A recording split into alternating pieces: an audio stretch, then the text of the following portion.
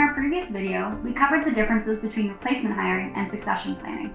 The takeaway message was that while replacement hiring allows you to fill a vacancy after it arises, it can make it difficult to plan for the future. Succession planning, however, is a long-term process that helps you develop pools of talented candidates before the role becomes available.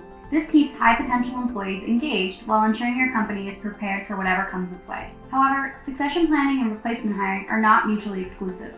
If you're unsure which strategy your company is currently using to plan for the future, Sigma can help. We've developed a checklist to help you assess the maturity of succession planning across your company. Use the Are You Engaging in Succession Planning checklist to determine the degree to which your company uses succession planning versus replacement hiring. This free activity is available at our website at sigmasuccession.com. While you're there, check out our other great resources, including our free worksheets and templates to help your company no matter what stage of succession planning you're at.